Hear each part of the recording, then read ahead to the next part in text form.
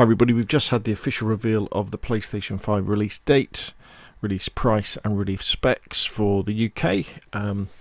Here we go. So it's coming out November the 12th in US, Japan, Canada, Mexico, Australia, New Zealand, South Korea, and November the 19th for the rest of the world. So that will be here in the UK.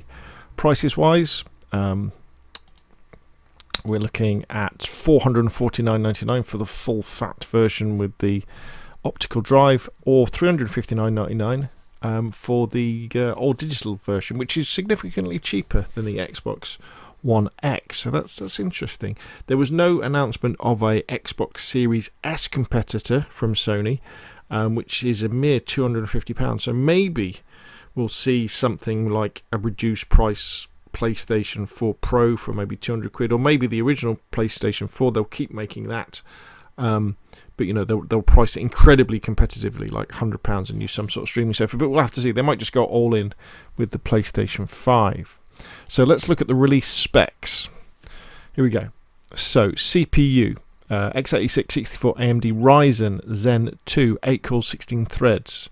Variable frequency up to 3.5 GHz. The GPU, graphics processor, AMD Radeon RDNA 2 based graphics engine with ray tracing acceleration. Variable frequency up to 2.23 GHz, which is 10.3 teraflops for people in the know. Now the system memory is a whopping 16 gigabytes of GDDR6, which is capable of 448 gigabytes a second bandwidth. The SSD, so the hard drive, is 825 gigabytes with a 5.5 gigabytes a second read bandwidth. So that's quite small, I reckon. I mean, my PlayStation 4 now has got a 2 terabyte internal hard drive. Okay, it's a standard, platter spinning, normal hard drive. And I fill that up every now and again when I install quite a few games. So, I mean, the difference is these SSDs are lightning fast, so they can pull all these amazing 4K textures off the hard drive and get them on sort of playing through the game very, very quickly, and that's why you need an SSD. But there we go. Optical drive, Ultra HD Blu-ray. You can't start to think, do you really need an optical drive? How many games have you got on disc that you're going to want to play on your PS5 that you wouldn't just flash up your PS4 for that's already got a drive? The PS5 game disc is an Ultra HD Blu-ray. Video out, HDMI out. Video out, 4K support up to 120 Hz TVs. I guess, and monitors as well. 120 Hz. Wow, that's amazing. So they don't say, but I guess it should be able to do 1080p at 120 Hz as well, which should be amazing on like a gaming monitor. Audio, Tempest 3D Audio Tech.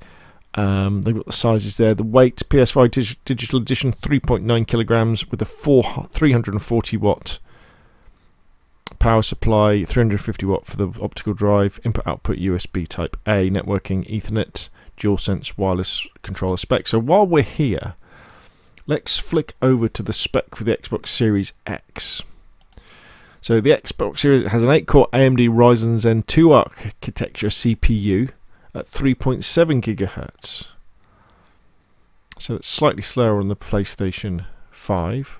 The graphics is AMD Navi RDNA 2 family GPU at 1.825 GHz, but 12 teraflops. So again, the Xbox is slightly more powerful. Video memory, 16 gigabytes GDR2. So they go into a little bit more detail. So it just says 16 gigabytes of system memory with the PlayStation. Storage is a 1 terabyte SSD on the Xbox, and you can add on a 1 terabyte add-on module. Remember, these will be very expensive. Maximum output resolution 8K, same as the PlayStation 5. Maximum frame rate 4K 120 frames per second, the same.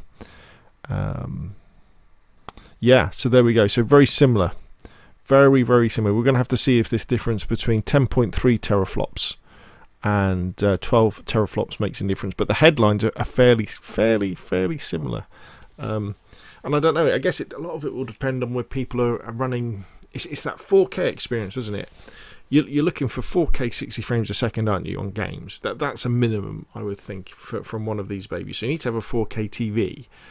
And will we see the PlayStation 5 being able to do true 4K 60 frames a second, and the Xbox Series X doing 4K 60 frames a second? Because that'll be the point where you're like, right, okay, that's good. If they both can do that, and maybe like the Xbox can do 4K, 120 frames a second more often than the PlayStation 5. But for me, choosing between, I mean, they're the same price, aren't they? But that digital version of the PlayStation 5 looks, it's almost like £100 cheaper.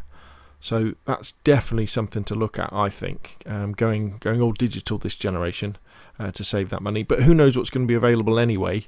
There's going to be shortages. Apparently, pre-orders open tomorrow on the 17th of September. I definitely won't be pre-ordering anything because I need to see what software we're going to be getting with these machines as well, in terms of editing video and creating and exporting, all that sort of stuff, which traditionally PlayStation have been very good at with the PlayStation 4 with Share Factory, and hopefully they'll continue that, but we have nothing confirmed at the moment. So there we go.